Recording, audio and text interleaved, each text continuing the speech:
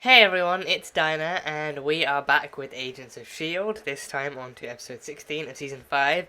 Last time we had some really cool backstory on General Hale, where she came from, and like her youth, and the kind of horrors of it, and her kind of, uprisal through kind of the Air Force ranks, and still being in control of, eventually coming into control of Hydra, and all that kind of stuff, and somewhat like the birth of her new Hydra and everything. So yeah, she went to Hydra High School with Jasper Sitwell and Baron Strucker, no less. She went to high school with all of them, and then of course Daniel Whitehall, being as young slash old as he was also like a guest lecturer there and everything. So yeah, so then he came along and did his thing, and then of course she fought back against one of Strucker's little kind of group hijinks, and then her kind of her ferocity and her metal, or I think it's metal as they call it, or as they pronounce it, even. Either way, her ability to stand up for herself and her strength in that regard, it then inspired them to come to the conclusion that she should be used to birth the new leader of Hydra and the new super soldier of Hydra, because then they came up with a chamber to hopefully produce like a super soldier in kind of some similarity to Captain America. So then in their eyes, they just need to find the perfect specimen for it, and then apparently, Hale wasn't necessarily the ideal test subject, but the ideal test subject for that chamber, but then she could help produce one. So then they kind of forced her to have a child, and then she did, and that's how we got Ruby in the present day too. So that's that, and then she's gonna. So yeah, I think Ruby has no powers as of yet. Unless she does actually get picked in the end to actually kind of go into, or even if she goes into the chamber of her own accord. Then there's that, but she has no powers, just like some cool techniques of her own, and the kind of, I think maybe like the magnet powered kind of blades she has, because I think they do come back to her in the end. So I think maybe they're like magnet powered or something. So yeah,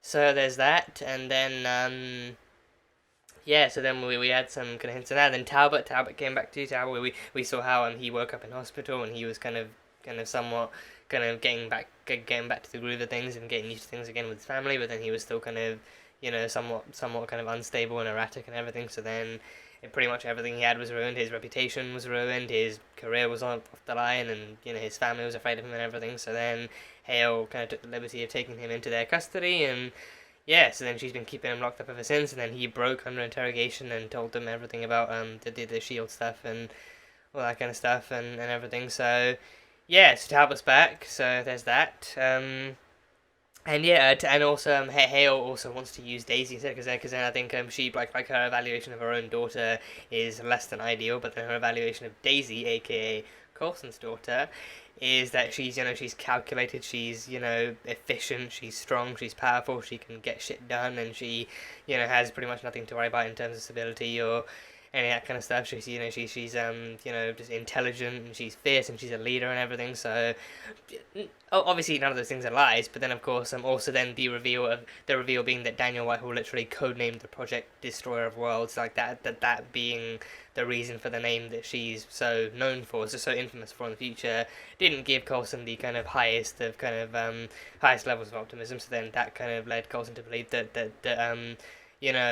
this project could go through, but then it just can't go through with Daisy. Because if Daisy goes through, then it gives her the power to potentially kind of actually, crack open the earth and everything. I think, thinking about it, I mean, in terms of supporting Daisy and her power too, I feel like it would have been cooler to know that, I mean, to be fair, I feel like maybe she could. I felt like maybe like she could, but it'd probably kill her, or probably kind of like the thing without the amplification of the chamber. Maybe the farthest she could probably go would be cracking open like a city or a country, like pulling a Sokovia, essentially. Maybe pulling a Sokovia. But even then, Sokovia coming back down the way that Ultron wanted, that would have destroyed the world. So maybe then, I don't know, but I think I feel like maybe it would have been cooler knowing that she had the actual potential to destroy the world, even if it's not like even if Armageddon isn't the power level that you want for the sake of humanity. Then I feel like it still would have been cooler, like knowing like, oh yeah, she's capable of that. But then I think she technically is too, but then obviously be like a gravitonium infusion via the chamber is the key to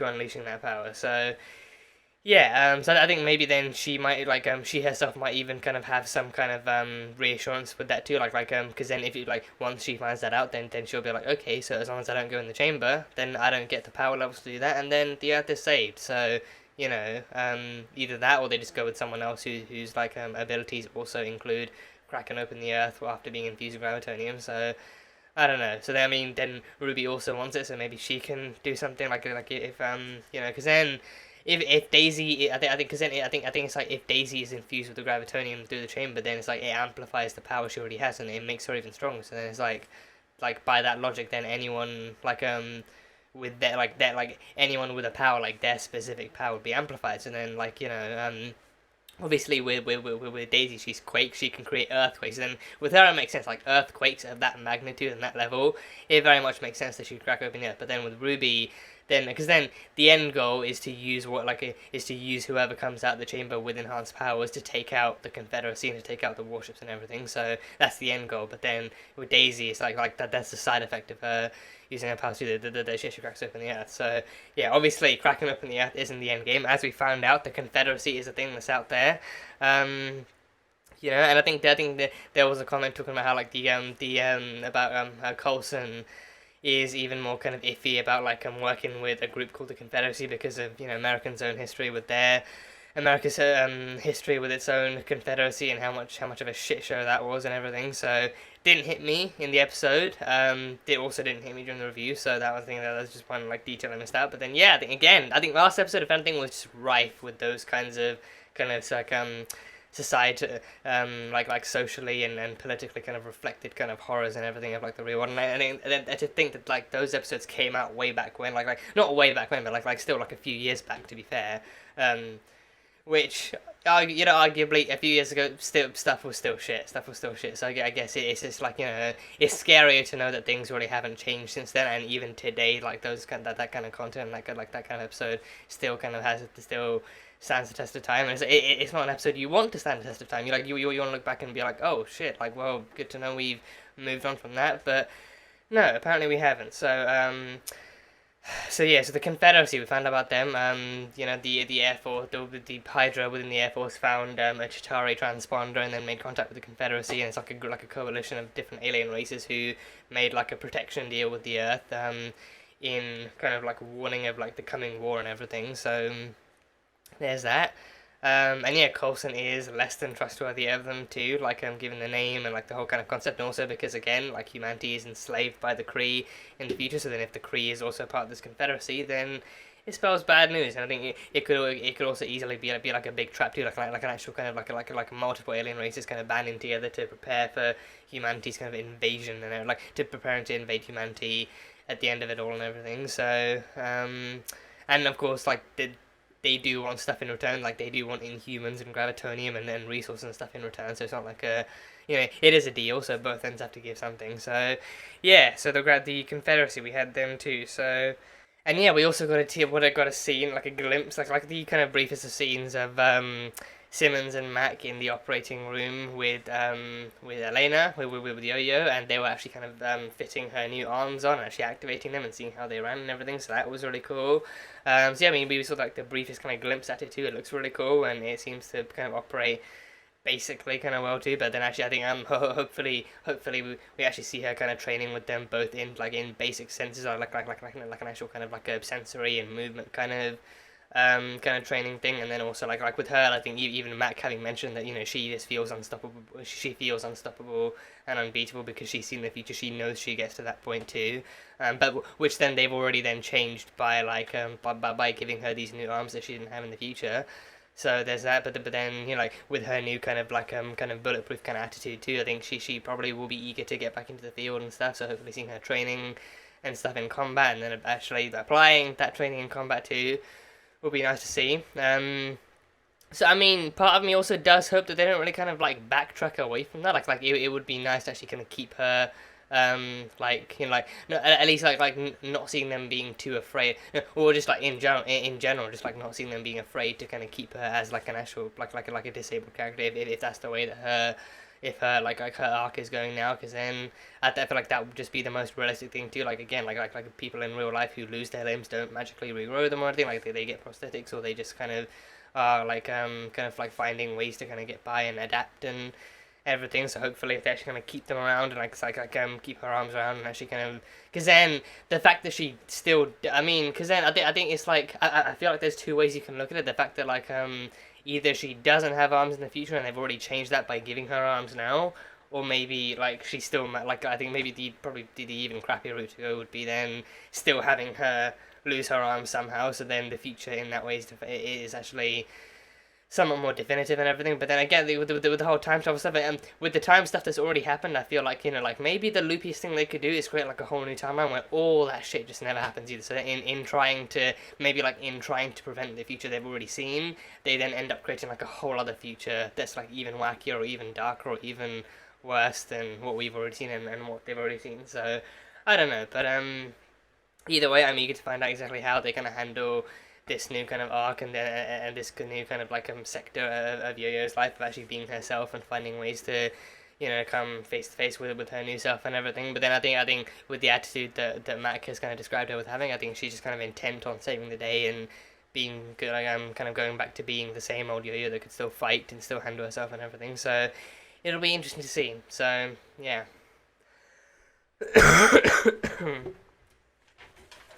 And then at the very end too, we had the scene of Simmons telling Fitz about Deke. Fitz finding out that he's a granddaddy, that he, you know, becomes a daddy in the future, and then is also becomes a grandpa as well, and that Deke is their grandson. Deke is their grandson too. So there's that. So yeah, his reaction.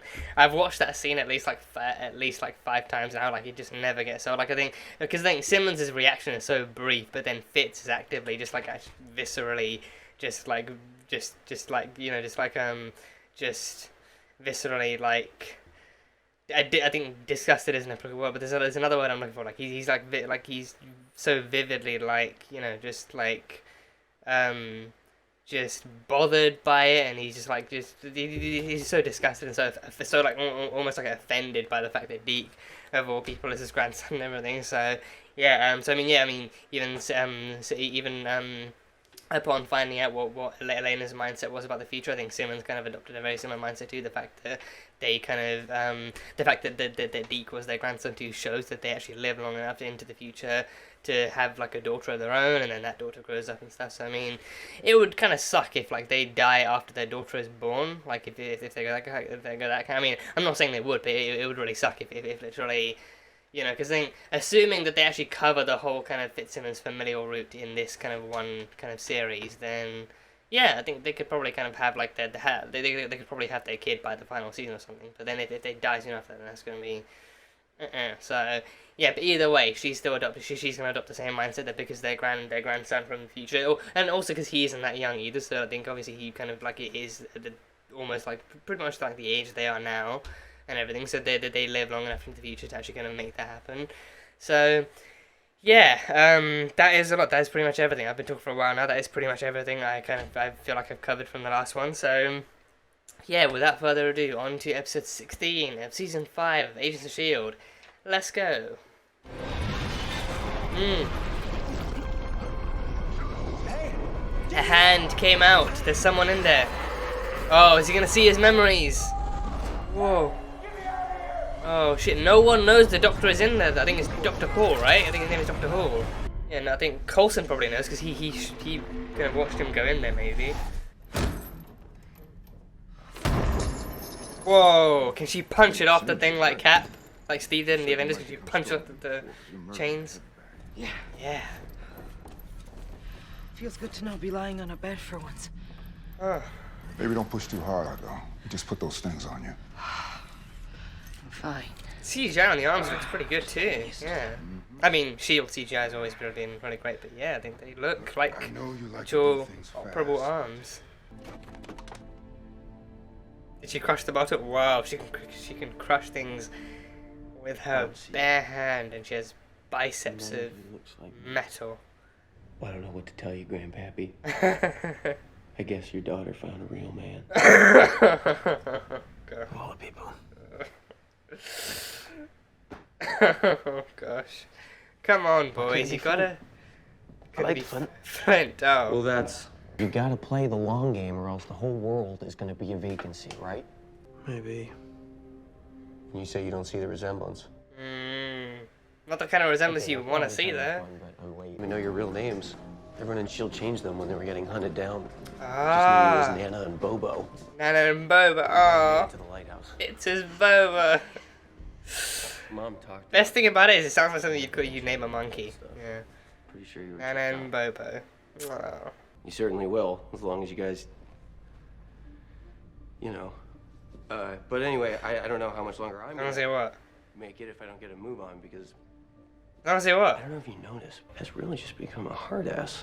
How many times are you gonna say this? I noticed. And how many people are gonna say it too? Just getting all my gear together, but I'm ready to go, geared up, mission ready. I'll just go ahead and go to the command center.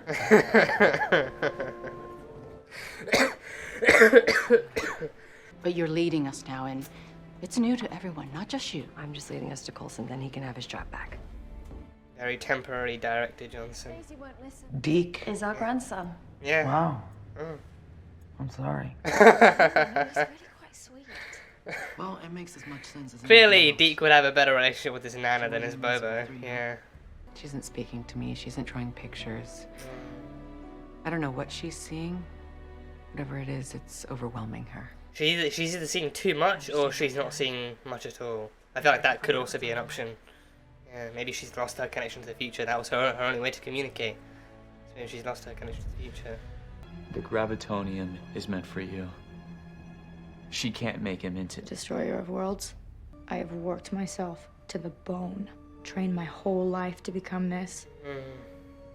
My friend, Philip J. Coulson, he's the one who helped me get better. I need to find him. Robin, can you help me find him? Daisy had to give her time. Just give her time. There are things I can't let go of. Things I learn in the future about this team, about Coulson. Right here, right now, you're in front of me. You can't protect me forever, Mac. Did you ever stop to think? Maybe you're alive in the future because I did. Future Yo-Yo did miss Mac the most. Even told her to cherish Mac and to keep him around. Gravitonium. It hates you. It hates Coulson. It wants you dead. You don't look so Well, Dr. Hall from inside the Gravitonium. You'll do the same thing. Experimentation without thought of consequence. So Shield may not be Dr. perfect, Hall but we never hated do what S.H.I.E.L.D., Hale did yeah. with Talbot. That's the choice. Oh, that's a good shot. I love that shot. I love those shots. That's a You just choice. hear the commotion See if your and story the head checks out. in the shot. If it doesn't, Do you know what it means? Oh, she sees her own death. Not sure. Oh, that is fucking depressing. She saw her own death. No. Oh god, that would be heartbreaking for Polly. That would be heartbreaking for Polly. Oh shit, that. I told you Flint would get you back. You were right. Her future mummy and her present mummy. Oh. God, just imagine being Polly in that situation, watching her completely tune her out, and then all of a sudden she's addressing another woman as mummy. You said it's true. I know we're under a bit of strain here, but I'm gonna need you to use your inside voice. this is my inside voice. Okay, then you're That's a really loud inside voice. I did not want to know what your outside voice is. If I can... Whoa, science experiment, chemicals, hydraulic acid? Don't look at me. I don't know what she's doing. Well, what's an experiment without a little skepticism? So each of these Too good of an beakers actor for me contain to a believe liquid. that's true. 3 of them contain So without knowing which is which, I will drink 3 of them, and since I can't be killed, I will happen to consume the 3 that just hold water. No looking. Oh, she's swapping Are you the kidding? Simmons. glasses. No, you Simmons. serious? Is he gonna stop them just before she can drink it? That's what's gonna happen, right? He's gonna stop her just before she can drink it. Tell me he stops her before she can drink it. No! Oh, gee. Oh gosh. Simmons, please. Don't. Gemma? Stop!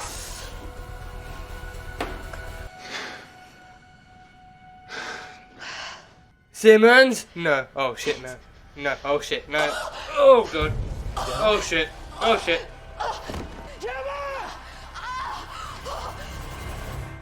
Wait, no, Fitz will be the only one who can save her. Fitz will be the only one who can save her, so that way he'll have to let him out. She needs some alkaline phosphate to counteract the toxicity. Okay, well, where do I find it? I know where to end. Yeah, they will have to let Fitz out. I'm willing to let Fitzsimmons work together on this, yeah. Yeah, she puts her life on the line and Fitz is the only one who can save her. Yeah, yeah, I knew it! I knew it. I knew it. Is she okay then? Was it all just water, or was it just... Performance, Dame Judi Dench. That was acid? Oh! She drank everything but the acid. She drank everything but the acid, so she drank... Oh my fucking god, Because we are Simmons. invincible. Simmons, you fucking daredevil. You know my feelings on that. It can't be broken. Was that what you tell our daughter, that her world can't be changed? Maybe, don't know, haven't met her Oh, yet. for goodness So sake. maybe when I see her, I'll think. You haven't even made her yet. You'll argue on the way. If you really believe that, Fitz, then it means we're in no danger. No, that is not funny. For fuck's sake, no, that's not funny. No. I'm just kidding. We have to find... Philip J. Coulson. He can put all the pieces together. Yes. Has she said that before? I feel like she said that before. He's lost. Yeah, I think she said it in the future, didn't she? I'm lost without him. Yeah, I think she said it in the future when stuff was jumbled up. He's gonna die. Coulson? Oh, because Coulson's You thing. can see that?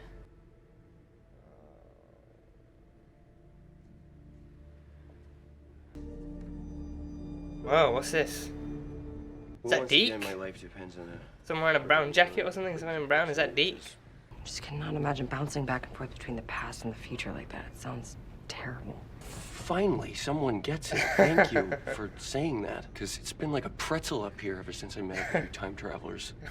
Yeah, I was talking about Robin. I guess both perspectives count, so there's that. Okay, let's start searching for landmarks that might match. So Coulson's in that picture too. Coulson with Creole maybe, or Coulson with Talbot. There's only two people in that picture though, so does that mean we lose Creole? That looks more like Talbot. That looks more like Talbot. Did you hear them arguing? No. What's wrong with him anyway? Shh. Inside voice, Talbot.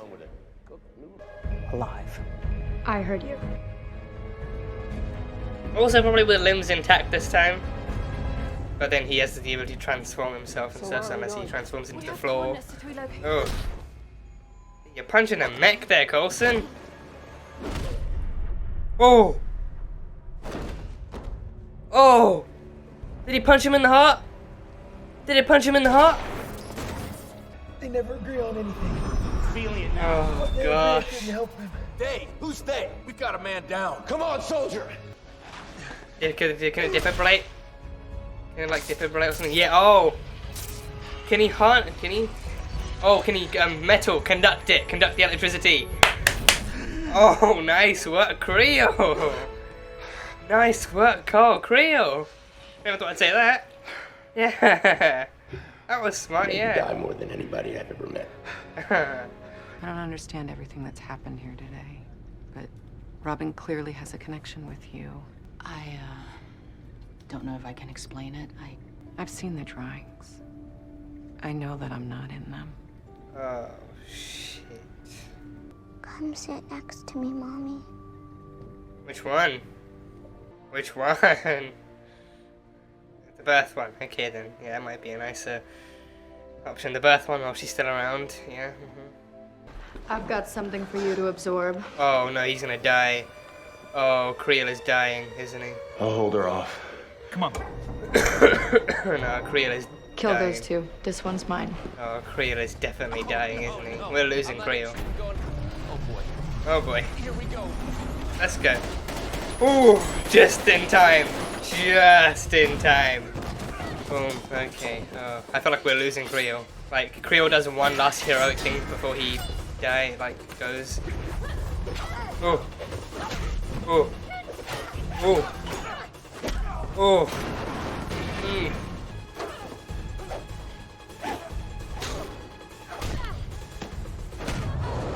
Mm. Stop. Oh no.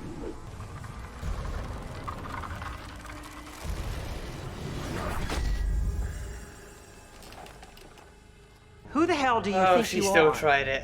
Oh, she still. I'm the destroyer of worlds. Oh, gosh. Then go get them. Oof, that certainly took a turn. Okay, I thought maybe she'd go for the head and it wouldn't transform in time or something, but no, it actually made it. White sandy beaches and the palm trees. It's not really my thing anymore. Yeah. Mountain didn't seem too snowy in the drawing, but there are still 3 sections. Woof. Okay. Oh, that's the end. Oh. It's so weird watching cuts nowadays. Nothing feels like the end. I never wanted any of that Hydra nonsense. I just wanted the Gravitonium. You misunderstand. It wanted you. Oh. Oh, shit. Oh. Is Ian Quinn inside the Gravitonium? Quinn's inside the Gravitonium too. So that's why he's missing. He's in the Gravitonium. Oh shit! Oh, Raina, you sneaky little one, you. Oh, well, good to see Ruth Negga. Good to see Raina back again. That was clearly a new thing that they filmed. Yeah. Can't imagine they keep that kind of footage like in archive for so long. Oh gosh, okay. I guess maybe start with Creel. I think Creel. I think interesting seeing him and Coulson having like a more clearly more cooperative kind of connections. So obviously starting off with something a bit more kind of hasty and stuff. But yeah, I think I think Hale chose Creel to go in to not even go in the chamber, but not even go in the chamber, but to connect with the Gravitonium to see how he would absorb it, because then obviously the Gravitonium is what they're putting inside the chamber thing, but they needed to be able to understand what the Gravitonium was and what it would do as well. But then obviously with Hale, like her whole kind of thing is that she's not fully trusting Ruby yet, and she needs to, I think, like off the top of her head, she wants to actually put Daisy in the chamber too. But then I think maybe there's a part of her that's actually willing to wait, until they do get their hands on Daisy to actually kind of see if she can trust her own daughter first, and then use Daisy as like a last resort, and then maybe use her as a last resort, or maybe use Daisy as a last resort. But I think maybe the part of her kind of saying that they needed to understand the Gravitonium first was actually still telling the truth, because then they still are infusing the Gravitonium within the particle chamber, so then actually understanding the Gravitonium first would not be a bad step to take. And then obviously they have someone on their team who can literally absorb different elements and materials and whatnot, and then actually connect it and stuff. And then obviously the Gravitonium has a history. The Gravitonium has a history that most usual kind of elements and minerals that he connects to doesn't, and everything. So that's why we had the flashbacks of of Doctor Who from way back in season 1 too. That kind of very, very brief kind of nostalgia. They just kept that propping up throughout the episode too, like Doctor Who. So yeah, I mean, if I'm fair, like my memory of that episode alone and that kind of content is still kind of pretty minimal too. Like I couldn't remember exactly why Doctor Who was around or what he was doing. I think he was the one who was the expert, I think, on. Because then I think Quinn's whole thing, like Quinn's whole shtick was that kind of age-old kind of thing in that kind of story where he was the business end and then Hall was the actual scientist, as a scientist. Like Hall was the one who knew the risks and the dangers and all that kind of stuff of the technology they were dealing with, but then Quinn was just a moneymaker. He was the businessman. He was the one selling to clients and all that kind of stuff and making all the shoddy deals. So yeah, like Quinn never fully understood what he was dealing with. He just knew that it could make them a lot of money. So I think from the end too, we saw the hand reaching out from within the Gravitonium. So Dr. Hall is still. From then, we knew that Dr. Hall was still in there, and he was still alive too. So, but I feel like back then it was definitely like a VJ Nadir style crumb, like a VJ on Nadir style ending. Because then, obviously, I think with VJ, I think it's amazing that there's even less hope for VJ's mystery being solved. Like, because then again, we as the audience found out that Dr. Hall was still alive. Because then the hand reaching out was something that only the audience saw and everything. So then, but then. Everyone, like, I think Coulson was the one who saw him going into the Gravitonium, but then he assumed that would kill him, or that it would absorb him, or diminish him, or something. So then only the audience actually knew about the hand reaching out, meaning that Doctor Who was in there. And then in the same vein, in the same style, only the audience actually saw VJ's body in the water actually rehusking and reforming to a husk again. So then that kind of kept his thing open too. But then I think I definitely feel in a very sad way that there's actually much less hope for VJ's return compared to Hall's return. I think, to be fair though, like, his return is very, very kind of, you know, on paper. Like, on paper, he could return by connecting to other people and reaching out, and even the odd hand shape. But I think he could only return through CGI. Like, they have no reason to bring the actor back, because, again, the episode way back in season 1 confirmed that he's still in there, but then he can only kind of reach out very minimally and connect through contact and everything, as he did with Creel. So then because of that, they just have to show the odd kind of CGI hand reaching out and trying to connect and do all that kind of stuff and absorbing and all that kind of stuff. So that's the only confirmation that we need that Hall is still in there, and he's been in there this entire time for like years on end. So I think that they did still actively find a way to actually kind of bring the Gravitonium in because of the actual kind of future jump thing, compared to VJ's kind of being like an end for like the part, at least part of the Inhuman arc thing too. Because season three was easily like the story with like well, I think a bit of season 4 too. But I think season 4 had other stuff going on, but then season 3 was easily the one where the Inhuman arc was the biggest and the strongest and the most kind of forefront and everything. But everything else was like season 4 was just like the whole kind of shebang kind of going on with the LMDs and Ghost Rider and the framework and stuff. But then all the like the Inhuman stuff was kind of like interwoven into that even then. So. But you know, with this, I think, yes, I think Hall is still in there. And I think he connected to Creel through that kind of contact. And then Creel luckily didn't get actually sucked in or anything, but he still, the mechs still managed to get him out. But then that kind of contact very much reminds me of how Will, in Stranger Things, stayed connected to the Upside Down and to the Mind Flayer even after coming back in. At the end of season 1, like season 2 for him was about how he was still connected because of the Mind Flayer pieces inside of him and everything. So kind of reminds me of that, because then even in that one he also did have the actual mental kind of visions and the actual kind of true sight and all that kind of stuff going on. So Creel is seeing the past. He's actively seeing the past. He's seeing the kind of interactions that he's seen the interactions that Hall had with Coulson too. So I think Hall. I think one thing I definitely did forget was that he actually did have disagreements and mistrust of S.H.I.E.L.D. I think he even actively called out S.H.I.E.L.D. on their own kind of experimentation with different elements and different kind of unknown kind of, you know, elements and stuff, like especially with the Gravitonium. But then I think he actively did call out S.H.I.E.L.D. on their kind of prioritization of experimentation over safety and ethics and all that kind of stuff. So I think that's a detail I definitely forgot about. So even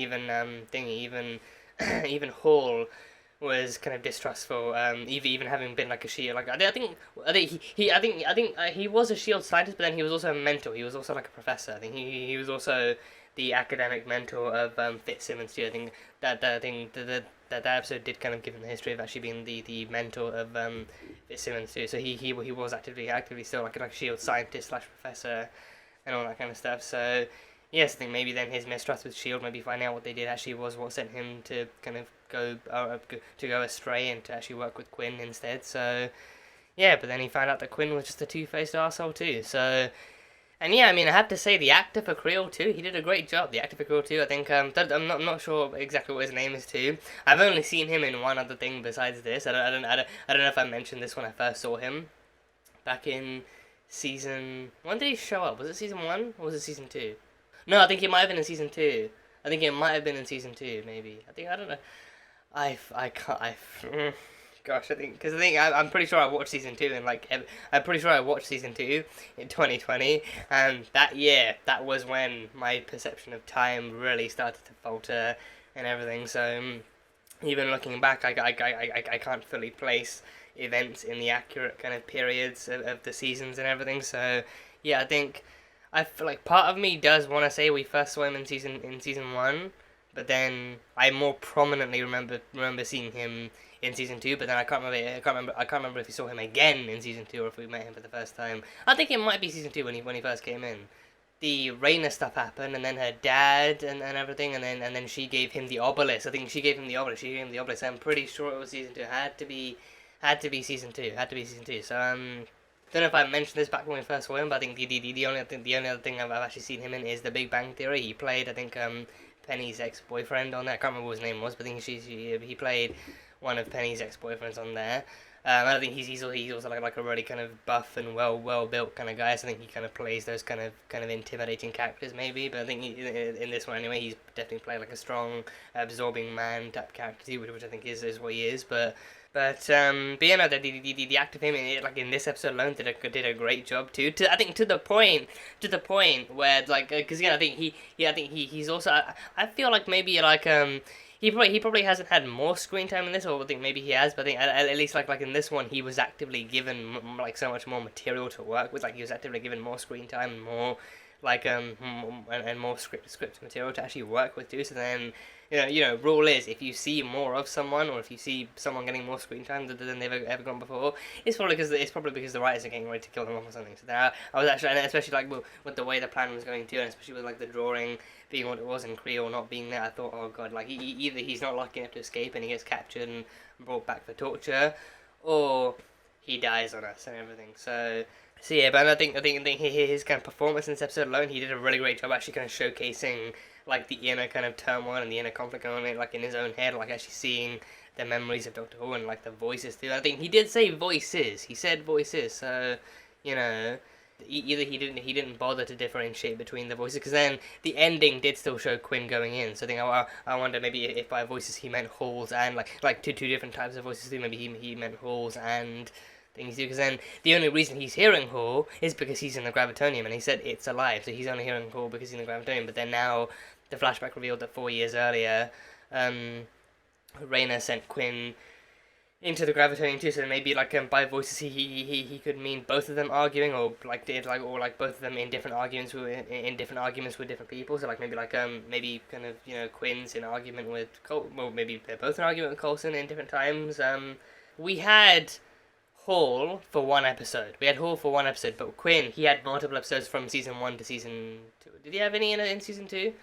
I think yeah, he didn't have any in season 2. I think he didn't have any episode Quinn was in far more of season 1 than Hall was. Hall had one episode, but I think Quinn had like actual multiple different episodes and multiple appearances because of Quinn's connection to the clairvoyant and everything. He had more going on, so then it could be that too. So I think so Hall only ever really kind of really argued or like communicated with Coulson, but then Quinn had Coulson and Garrett and the SHIELD team and Rayner and all that kind of stuff going on, so could be hearing his voice too. So yeah, but either way, the actor for Creel gave like a hell of a performance in this one too. And then of course like him, obviously like him actively working with Coulson and Talbot too for a change, like him actually working with Talbot for a change, or just working with Coulson for a change rather. Because there was that one exception where he was like the bodyguard back in season 3 and everything, and then Lincoln tried to take him out and everything. So there was that whole thing. He's also good enough with combat, but then Ruby has trained to be the Destroyer of Worlds, and she's got that blade of hers. Like, that blade gives me anxiety, especially knowing that she can throw it and have it come back to her too. Like that blade just gives me too much anxiety, especially after seeing what it's done to Yo-Yo as well. Seeing that kind of in place too has given me nothing if not anxiety. So I was ready for any move of his to be a wrong one that she could counteract and then maybe slit his throat over, especially like to slice his neck open, or to, dig it into his chest and push it, or for some kind of brutal move to take place that would actually confirm that he's actually gone and dead too, even despite her mother's orders. Because then her mother walking in gave me some hope. Hale walking in and then stopping and giving me hope, but then she still threw the blade, she still threw it, and then he transformed into wood and it just kind of wedged and stuff. But then I thought, maybe that wouldn't work, and maybe she would go for his head and it wouldn't reach the thing in time. But then Hunter took a shot. Hunter took a shot back in season 2, and then the transformation started, and then it hit his head just as the metal actually hit. The difference between the tones of the scene too. Like here, you hope that he survives because he's finally good again. He's finally good, so you actually hope that it doesn't hit him and doesn't go in. But then back then, it's like, okay, Creel's like still a bad guy, so, and he's working with Hydra and everything, so then taking him out wouldn't be the worst thing. Again, like with his powers too, he'd be a very formidable opponent, so taking him out wouldn't be the worst thing. But here it's like, oh god, please live, please live, please live, please don't die on us now that you finally decided to, now that you're finally able to and decided to actually do something good and everything. So the argument could be made that without the Gravitonium infusion too, he would also have no reason to visit Coulson. He would probably have like that then wouldn't lead him down the path to, because then discovering that Talbot is here is also what pushes him to actually help them both get out too. So then argument can be made. It probably doesn't fully redeem everything he's done in the past, but maybe it's like now he's like, and also like now that he's tortured with the voices too, maybe they're like did different factors in the moment now are what's pushing him to actually try and be better. But then the fact that he's also lived though, the fact that he's also survived too, and the fact that he's actively fought against Ruby and Hale too, is kind of like is slightly more promising. So I don't know, but either way, it was cool to see him helping them out. You know, it was cool to see them helping them out and helping them escape at least, and getting them where they were. So now God only knows what's going to happen to him if they're going to if they're going to throw him into the gravitating tube, being like, oh, you're connected. Well, now you can fully plug yourself in, and just throwing him into the crate as well. So then it'll be him in there. It'll be Dr. Hall. It'll be Quinn. Just the 3 freaking musketeers and everything. So I don't know. So yeah, I guess we can just wait and find out exactly what happens. So yeah. And I think I also did have questions in like a previous reaction about like exactly where Krill came from and how he came to be what he is and how he got his powers and stuff. And I think he did mention in this episode to Hale to Hale about like even Hale saying like, you know, oh, like the other Hydra members wanted your compliance, but I'm offering you transformation and everything. So he did also mention like he never wanted to be what he said like he never wanted to be what they made him to be. Like, so I think that then does imply that he was maybe like offered to be like a new enhanced person. Like maybe they came up with a way to give him those powers, and then he volunteered, or they like seduced him into it, or something, or they like lured him into or something. So then that was like a nice kind of clarification to have on that end. So that was cool. So yeah, I mean Daisy being leader too. I think yeah. So I mean obviously her own tensions with Fitz were kind of taking charge. She she was not only adamant on them actually kind of like searching down the lead she wanted with Robin, with May and everything, but then she was also adamant that Fitz kind of stay in his cell and no one really. And Mac keep it locked up, because then also I think also like Mac being on her side too, like Mac actually agreeing with her that Fitz wasn't fully stable and he needed to be kind of kept like the way he was until things got better or something. So like him actually being in agreement and him agreeing to keep that order in place and everything. So it was that. But what they've done well, I guess, for the story and for like the drama here too, I think it is that is that they've put Daisy in as the leader in like an unideal circumstance, because then I think she herself is actually kind of under the kind of the mindset that she's only leader as long as Coulson's gone, and even then her first mission and her first job as the leader is to get the leader back. It's actually going to bring Coulson back and everything, to get him his job back and everything. Like she even said to May like, I'm only leader here as long as Coulson is gone. So then once he's back, he can have the job back. So then her only kind of directive is actually bring back their OG leader so that he can then take up the reins again and do what needs to be done. So yeah, but then also like her own kind of personal kind of mission kind of like mindset is that she also does not want to trust Fitz right now with anything after what he did, and then she also like is adamant that like Simmons, she's also like she I think she does trust Simmons, but then she also doesn't want she also refuses to even try and let Simmons kind of convince her that Fitz can be useful, that Fitz can be good, or that Fitz can be trusted in any regard again. So I think she's gonna need, I think most of all, I think as any kind of human would, I think she's just gonna need time to process this and to get over with, and then maybe eventually in the future, like maybe a couple of episodes from now or a few episodes from now, that Daisy will actually kind of get the time and be given the time to actually kind of process this, and maybe either Fitz approaches her or she approaches Fitz, and then they probably kind of have like an actual mature kind of adult conversation about this, and then Fitz maybe apologizes for everything too, which I think for Fitz, I think like given how strongly he already feels about his end of the argument too, like he doesn't regret doing what he did, but he has like the one semblance of regret he has actually confessed to is regretting how it was done. So he regrets that he had to actually kind of go that far and do what he did to get it, but then he also knew that none of them would ever consent to that, and I think especially like Daisy would never consent to that, because then Fitz also did not, like the way Fitz did it proves that he had no actual kind of medically approved or medically assured way of doing it that wouldn't result in pain or wouldn't result in any of the risks that they assessed beforehand, because then Simmons explicitly said in the future, if you do this the wrong way, like one wrong move and it could paralyze you for life and all that kind of stuff. So then Fitz kind of, I think he luckily took that into account and everything, and then also took the, the Destroyer of Worlds thing into account, but then he still did it. The story called for it, so the character did it. So that is, I feel like that's probably like an age-old trope too. Well, not even trope, but just like an age-old kind of story mechanic to kind of follow too. So So yeah, I think the most interesting part is actually kind of putting Daisy in like a leadership position where when she actively doesn't want to be either, like her actually taking the reins her taking the reins in order to bring the other leader back to, and her also having to deal with like her two best friends kind of, you know, being in that kind of state in her life too, like one of them being someone who actively violated her and violated her trust and broke her trust and actively pissed her off in the process too, and then the other one being the wife of said friend too, who's actively still on his side and still trusting him and still pushing for him to be trusted by the team. So it all definitely kind of makes for like interesting kind of current team dynamics and character dynamics and, you know, interesting kind of story pieces right now. But yeah, I think, you know, I'm kind of just, I mean, we still have like a handful of episodes left to go, so I think they definitely kind of still have time, plenty of time to actually have each character deal with the consequences of their own actions, and very specific characters in the sense too. And then for kind of, you know, like conversations to be had and for trust to eventually be rebuilt too. So I feel like I'm also gonna have to go back and watch that crazy freaking acid experiment thing she did again, because then I figured they would do something that would actively force Mac to pull a gun out or to actually stop them in some way, but then Yo-Yo jumped in front of him and just refused to let him pass through. So I think I'm gonna have to go back and actually watch how it work. But then I think she had like 4 different glasses, and I think one of them was meant to have the acid in it, but then of course as we saw the effects of it too, it would have burned right through her and she would have been probably would have been coughing up blood or frothing at the mouth or both.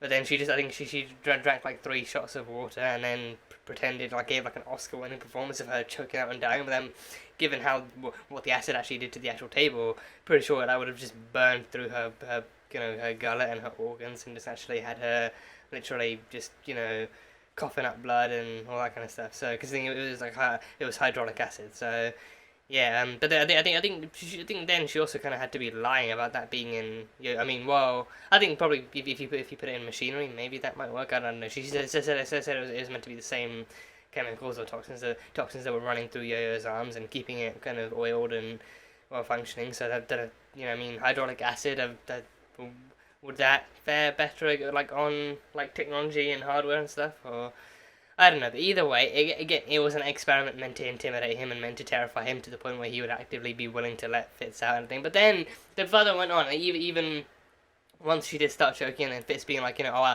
like you need like an alkaline like compound thing to save her and everything, and I know where it is. You have to let me out like that. Like towards that point, and even at that point, I figured, okay, so the actual plan here may well have been deliberately put her life on the line, knowing that only Fitz could save her, because then Mac would actively be driven to let him out. So then once they do that, then he comes back, and then yeah, but then of course in that moment, once he does, then even then Yo-Yo uses her speed to push him in and then lock the door and everything, and then Fitz just isn't gone. He's just hiding in the tunnel, and then he comes out, and then all of a sudden Gemma's performance is over and she's fine too, and then it's like, oh shit, you tricked me, all of you fuckers tricked me. So because again, I think given how far they've come and given how far they're willing to go, I felt like it would not be completely out of order to act like for even Simmons herself to volunteer to put herself on the line, trusting and knowing that Fitz would get back in time too. But then also it would also depend on Mac actually getting Fitz out in time too. So then, because then he doesn't know where the compound thing that Fitz mentioned is, but then Fitz knows, and then Mac would trust that. So then it was just relying on Mac's kind of insistence and Mac's kind of like ability to actually trust in Fitz and to be quick enough to want to save Gemma's life too. So then yeah, I mean, because obviously he wouldn't let her die, and they were banking on that and banking on his speed in reacting to be able to play a part in saving her. So that's just that was just, you know, they were also just kind of heartless. Even Fitz was scared. Even Fitz, the freaking mastermind of, you know, performance acting, was scared. So even him calling her like, you know, like a great performance, Dame Judi Dench and everything. So yeah, and even Simmons, I mean, fair to say, like Ian Casca and Elizabeth Henstridge both just performed, you know, just absolutely tremendous performers and everything. So in their own rights and everything. So yeah, I think, but even in that scene alone, you know, Fitz and Simmons both prove that they can be. Because I mean, with Fitz, I think he did say a little heads up next time we met. So I think even then, like I think he knew the basic gist of what they were doing, but then the more finite details of this experiment and the performance was only really down to, I think, probably down to maybe Yo-Yo, but also Simmons, and Simmons herself being the actual kind of crafter behind the whole plan and everything, her knowing exactly what to do. But then Yo-Yo still did the glass swapping thing too, so I don't know how clearly she knew she wasn't drinking the right one, or how clearly she didn't know, because then, I don't know, because then it didn't burn through the glass, it burned through the metal of the actual, of the tray and everything, so it stayed in the glass perfectly fine and everything, so I don't know, maybe it smells different, maybe that could have been a thing too, maybe like water has no smell, so maybe acid smells, maybe just kind of burns your nose hairs off if you try, like that kind of acid, like that kind of burns right through, maybe you just kind of, you know, it can kind of sizzle your nostrils, or your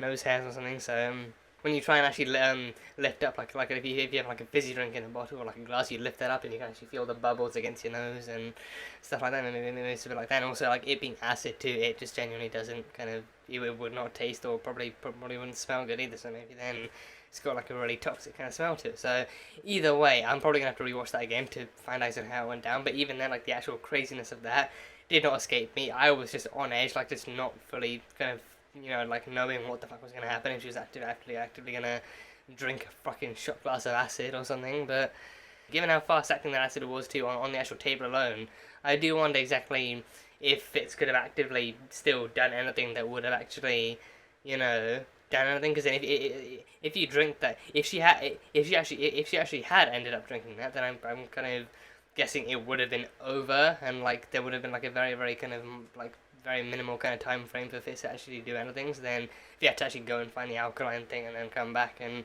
by the time he comes back she's just kind of lying in like a pool of her own blood or something, and that just Simmons, I think Simmons knew. So I think Simmons knew this one would be lethal and crazy enough to actually kind of actively kind of push Mac to the limit, where he would have no choice but to actually let out Fitz and everything. So she was again, they were actively banking on Mac doing whatever it took to save Simmons, and that included letting Fitz out. So they were just banking on him wanting to save his teammates and everything. So just playing with his emotions, which I think was completely unfair. So yeah, Daisy and May were they were investigating Robin and everything. So Robin and Polly came back. So they actually did show us Robin and Polly too, and actually brought them back in like a really kind of meaningful way. So that was cool. So yeah, Robin too. Robin is going through it this season, and Robin is fucking going through it this season. Like she, just I think ever since her dad died and the powers got passed on to her too. I think she just has been going through like her life, her childhood, her everything has just been in disarray too. And then the version of her we see in the future is still in shambles and everything, with everything playing on loop and everything kind of still running kind of in tandem and everything, and then she fucking dies too, so that was one thing. But then they did bring the future back into this a bit more too. I think in the moment that mommy scene was pretty awkward. That mommy scene was still pretty awkward. I think more so because, you know, again, Robin's brought back in this episode, and it's been revealed that ever since she drew that picture of her dying in May's arms in the future, she stopped drawing at all. You know, so then I feel like maybe that being the last thing she drew, but then I think because obviously that's then super depressing too. Like literally the last thing she draws is her own death. In the future. I feel like that would be enough to seeing your own death would be enough to actually stop anyone from communicating too much for like a good while. So I think that's like a really understandable state of kind of depression or anything, or like a just kind of inward kind of isolation to actually be in. So there was that, but I think maybe it's also not like too far-fetched of a theory to maybe say that like because we're actively still changing the timeline too, because they're actively still changing the timeline, actually doing stuff to change the future, maybe then time itself is actually like changing and reforming around itself. So then maybe because of that, like maybe it is overwhelming, because then she's seeing like 100 different kind of alternative timelines at once, and she can't decide which one is the actual truth and everything. But then also maybe because her only form of communication since getting these powers has been literally drawing stuff out and actually kind of predicting the future and actually prophesizing the future through drawings, but now she can't even do that. So then with her only form of communication gone, she's lost, she's kind of inwardly isolated, she just can't talk to anyone, and I don't think that's even sadder to think about too, because then you'd think the nicer, more peaceful way to do that would be like, okay, so then if the future's gone, maybe she can finally get back to actually being able to communicate as she used to and being able to talk as she used to. Maybe that could happen, but then no, like it's then revealed that literally drawing and prophesying the future and seeing the future is the only way she can do anything now. So then status, and if she has if she can see no future and she can't draw any future, she's got nothing. She just doesn't talk to anyone. She shuts herself off from her mother completely, and she just, you know, doesn't talk to anyone. So that's even sad to think about. Like, she doesn't, that kind of extra confirmation that she literally has nothing left in her life now except prophesizing the future, living it, and then eventually dying as an old woman in May's arms. So, gosh, this is just just poor Robin. I can't emphasize enough. Poor Robin. She deserves so much better than this, and she's stuck with all this and stuck with the heat and the damage that comes with it and everything too. So, just, yeah, it's awful. It's awful. And then, yeah, the one time she does talk, she literally, like, gets up and leaves the room and then goes up to May and calls her mommy and hugs her and everything and says, oh, I knew I'd see you again. It's so good to see you again. I told you Flint would bring you home and everything. So she remembers that. She even remembers that in the future too. So then she can see, so then is that her seeing her future memories then? Like her seeing the future, but then her looking into the future and seeing her old self actively telling May that Flint is the key and he will get you home. So she says that, like, she actually confirms it here and now, but then she says it in the future. So I think that alone is weird to think about. So there's that bit, that scene of her, like, after days of not talking because of what she's already seen and the last thing she drew, and after days of not communicating at all, she then literally goes up to May and calls her mommy in front of Polly, and then that threw me off too. Like, even Polly watching her daughter, who again hasn't spoken to her for days and has just been completely on blackout, finally then going up to another woman and calling her mommy and everything. So then that, you know, I think what they nailed there was definitely like the in the moment awkwardness of that kind of thing having to happen. I think, and even Polly having to watch that happen too. But then by the end of it, I'm glad they resolved it in like an actual peaceful and positive manner. And even having Polly being like, you know what, I think we both know that something definitely does happen along the way here that means that you and Robin have like a much stronger connection and then like a much stronger kind of relationship with each other. So then even her then not taking it out, like her instead looking at it like, okay, you know what, my daughter at least still has someone looking out for her. Like her daughter still has someone looking after her and someone looking out for her years into the future, even after Polly's long gone for whatever reason. So jealousy would be like a really immature way of looking at it, but then like the actual way to look at it would be that, you know, she loves her daughter so much that she's still happy that she's still happy that there's still someone for her in the future. So, like, someone's still looking after her, someone's still raising her and everything. And of course it's May, like Polly still knows S.H.I.E.L.D. and she still trusts S.H.I.E.L.D. and then S.H.I.E.L.D. have still worked have actually still tried their best to kind of help Polly and the family, to help Polly and Robin, and to actually kind of provide for them and support them and everything. Like, even Daisy slipping them money every now and then too, back in season 4. So that was all things. So I think deep down, you know, it's definitely disheartening. Definitely disheartening to see it first, but then understanding that this means that, you know, Robin still has someone in the future. And even her not seeing herself in any of the pictures that Robin drew, kind of also does signify that for whatever reason, Polly clearly doesn't make it, but then she's happy that Robin at least does, and not only that, but then she still has someone in her future. So I think because of that, she definitely kind of still did take like a more positive and more kind of hopeful note with May, and even asked her, like, you know, if anything happens to me, please just promise you'll take care of Robin, as she's already seen that you will. So much lighter and much more kind of resolute kind of note to go with and everything. So that was nice. And yeah, I mean, the opening with Fitz and Deke too, just like talking through the mirror and everything, that just kind of confirmed, like, yeah, like I think it's at least gonna be a while before Fitz ever gets used to Deke. It's gonna be a while because both of them get on each other's nerves just so much and so explicitly and everything. Like, Deke has no chill; he will just say whatever he wants, and then Fitz just kind of he knows how to react to it, and it's just not good. So both of them just kind of get on each other's nerves and all that kind of stuff too. So it's like a Yeah, I feel like it's definitely. I think also definitely because of the age range thing too. Like again, like Fitz at this point is not even a father yet. Like he's not like at this point Fitzsimmons are not really kind of too concerned about having children right now. Like they just know that it's eventually going to happen and it's going to lead to all that kind of stuff. And God knows if they even make it to be grandparents too. Like if they're actually going to make it to that age, if they actually go all grey and stuff like that. Like if they age like that far into the future, if maybe they'd Because you can definitely be a grandparent without going great either. Like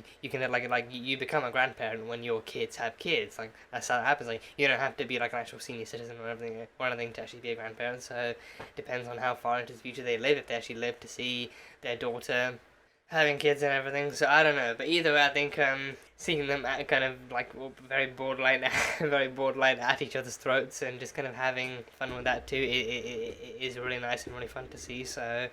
Also, Deke confirming that he actually never knew their names either. Like, cause then that also kind of bugs me. Cause then it's like the mother would surely know the names, right? Like Deke's mother would surely still know her own parents' names. Like they wouldn't keep their names hidden from their own kid, right? When he said like when Shield started getting when Shield agents and Shield itself started being hunted down, like presumably by the Kree, Shield agents then actually kind of changed their names and then went into hiding to avoid identification or anything. So that then kind of makes you want to do, because then the only thing we've seen from the invasion probably is probably like the lighthouse stuff, like any kind of remaining and any kind of proximity based kind of humans actually kind of like actually evacuating down to the lighthouse and everything to escape them. But then it still doesn't matter, because then the earth gets split apart, and then I think that kind of opens up the lighthouse to be invaded and stuff by the Kree. So there's that. Yeah, because I feel like the Earth getting split open itself would have created like a lot of carnage that people just wouldn't be able to avoid. Like especially people on the surface just wouldn't be able to avoid. Because then with the gravitonium creating that kind of like actually creating that atmosphere too is what's helping. I think probably what's helping keep the air in and actually keep the surface kind of even somewhat semi-stable and semi-habitable. But then even then, it's like the event itself would actually still kind of cause so much carnage and so much kind of instability within the planet that people saw that after that. So then there's no telling where anyone went. So yeah, but he does refer to them as Nana and Bobo. So that is just honestly just like Nana Simmons or like Nana. Probably not. Probably Nana Simmons, or probably just Nana and Bobo. I think Bobo sounds so much like what you would name a monkey. It sounds so much like what you would name a monkey, and I think that's exactly why it's perfect fits. Fitz has so eloquently in the past and numerous times he has actually kind of expressed like nothing but affection and passion for monkeys and stuff. He loves monkeys. He loves his monkeys. Actually giving him a name similar to that you give a monkey, to me seems fitting. So Bobo and Nana, and probably even something he suggests himself. Because then usually you get like Papa or Paw, like Grandpappy or whatever. And I think he even called him Grandpappy in the beginning. But then he does say like But then when asked about the future, he did say like he never even knew their real names. He just called them Nana and Bobo. Or maybe even his mother called them. Maybe even his mother called them Nana and Bobo. So there's that. So yeah. So there's that. So I think again, I think because of S.H.I.E.L.D. itself going off the radar before the invasion, and because of like maybe even his mother's kind of lack of knowledge growing up too. Because then even with his mother growing up, like there's no telling exactly how much of S.H.I.E.L.D.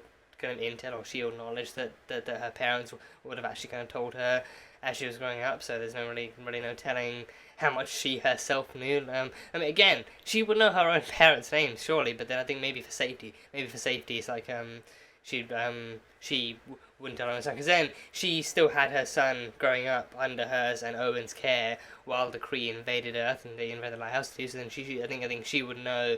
I think then realistically she would know better than to let her own parents' name slip and to reveal it to Deke, because then even as a kid he could accidentally let it slip, and then the truth would come out. So then maybe just kind of like trusting him to only refer to them as Nana and Bobo would be the best way to really do things. No, so I think even her actually be like, oh, Deke is your grandson, and then her looking at Fitz and be like, oh, I'm so sorry for your loss of, like newfound loss of sanity and everything. So yeah, even her being like, oh, sorry to Fitz, just perfect. So yeah, now she knows. So yeah, I think this might be a me thing. I don't know if like watching this live, if watching this live, there's could have been like a shared feeling amongst you guys and amongst kind of viewers of the show and everything. But me personally, definitely enjoying the season as it goes along, but also eagerly kind of just kind of awaiting the different reactions amongst the team like how everyone reacts to Deke and being the grandson of Fitzsimmons, because then again, that's their own personal family extending through to individual people, like, and not just any two, but then that's also like the Fitzsimmons family extending, a bit like the Fitzsimmons portion of the Shield family actively extending their own bloodline and everything. So, you know, because you don't know who else is gonna have. I mean, Mac and Yo-Yo want to have kids too, but then, you know, is it too late to, like, I don't know. I mean, I feel like it'd be a cool headcanon to be like Flint. I mean, they could easily adopt Flint. They could easily like I don't know. I mean, Flint's in the future thing.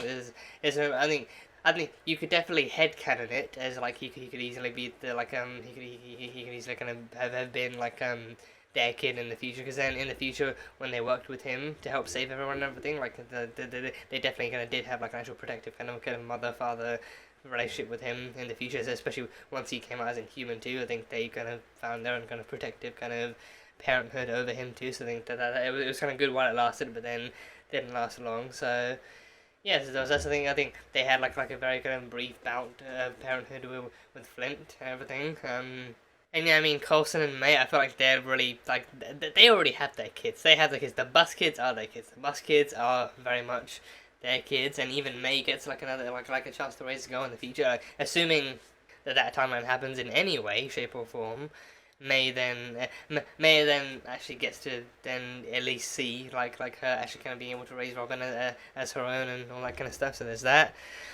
But then again, like that timeline like does still bring some horrors for individual kind of members of the team. So there's that. So yeah, so May and Coulson probably no kids at all. Like they have the bus kids.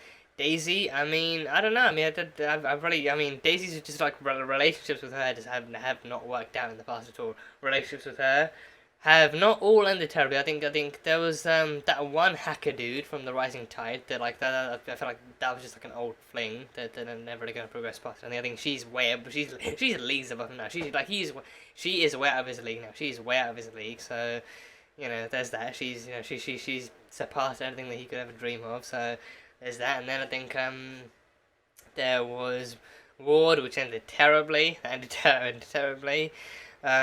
then Lincoln, and that ended in heartbreak. That ended in heartbreak too. That ended in heartbreak. And then we could have had something with Robbie. We could have had something with Robbie. We would definitely could have had something with Robbie. But then he had to go and take the Darkhold back to wherever it was before it gets stolen by Agatha again. So that was the thing. So I think there was unarguably so much more chemistry between them when Robbie came back. Like in the 2 episodes that he actively came back in, 1 and a bit episodes that he came back in, there was so much more chemistry that then like when he left and everything, like, there was so much more chemistry because then he actively kind of became more confident and actually spent more time being the writer. And then he was back and he was happy to be with Daisy and he was happy to see her again and she was happy to see him again. So you know, Quake and Daisy and Robbie, like that whole thing, you know, could have been a thing, but you know, they, you know, never went anywhere with it, so there's that. And I think since then, nothing. I mean, since then, I think Deke has shown interest in her, but I really don't think they're gonna go anywhere with that. I really don't think so, because then, yeah, I think she is effectively like years older than him. She's effectively his aunt. She's effectively his aunt, and I'm pretty sure they're not gonna put any kind of Game of Thrones thing here. Either way, that's a whole other thing. So that 4 years ago flashback at the very end to the post-credit scene. So yeah, Raina, yeah, good to see again. Want to see Raina back. So then, yeah, I think 4 years ago.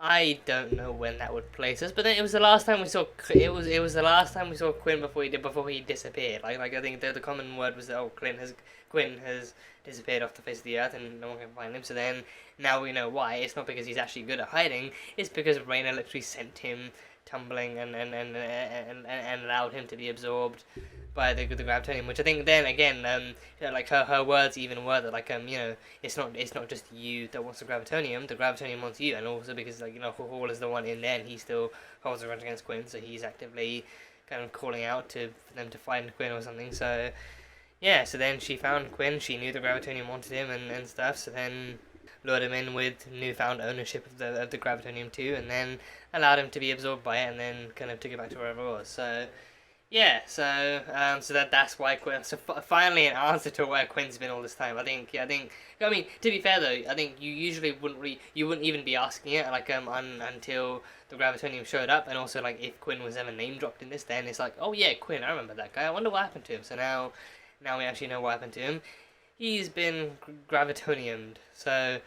Yeah, finally, finally an answer to actually put that question to rest. So now, yeah, just, I think, again, it's like, we're not necessarily going to pretend that there aren't other characters in this show that have also kind of been given kind of disappearances or like kind of looser endings that can be answered, but then you wonder, like, will they, can they, should they, and stuff. So, yeah, at least Quinn's disappearance from way back when was, definitely answered. So now he's we know then he's in the Gravitonium, and he's been with Doctor Who all that time. He's been in the Gravitonium with Doctor Who all that time. So they've already been kind of duking. It'll be funny if they actually kind of if they have spent all these years literally just kind of duking it out amongst themselves in the Gravitonium, if that's even possible, or if they're just kind of like fighting over control of the Gravitonium or something. So I don't know, but either way, that has been answered for us, so good to see that. And I think it's nice to think that they do plan ahead with their stories and plan ahead for future seasons and actually do have their story well thought out in advance to that extent. But then at the same time, it's like, I can't really imagine they would film this one scene way back when and just kind of keep it in archives or keep it in storage until now, until 4 seasons later they then decide to actually finally bring it into the light again. So I think I can definitely kind of imagine that they actually did kind of call the actors back to just film this one scene, and to, unless maybe they didn't know that they were going to bring it back now, but then maybe then soon after that, or maybe at some point just before this, maybe seasons before this, they did still kind of realize that they actually did want to give Quinn some kind of like an ending that they could potentially use in the future. So then they actually kind of came up with an ending as to why he disappeared, but then you don't necessarily have to kind of fully connect that into the future until you bring it up. So yeah, if only they would do the same thing for Nadir. So I don't know, but yeah, I think that's the one thing we can probably kind of agree is never going to be answered, because then that storyline was so inherent to the Inhumans thing, and that's done and dusted. They've covered that as much as they want to and as much as they can. So we just have to kind of carry on with the assumption that VJ is still asleep in his new husk among the fishies. So yeah. So yeah, for now that is pretty much all I have from this episode. So it was a good one. So I can't wait to see what the rest of the season holds. So yeah, that was Marvel's Agents of S.H.I.E.L.D. Season 5, Episode 16. So yeah, thank you guys as always so much for being here and for watching this video. If you guys enjoyed it, then feel free to leave a like and comment on what you thought of the episode and what you think, what you're looking forward to, and all that kind of jazz. For those interested, the full-length reaction over on Patreon, so you can go check that over there. And yeah, that is pretty much it. So until the next time, bye bye for now.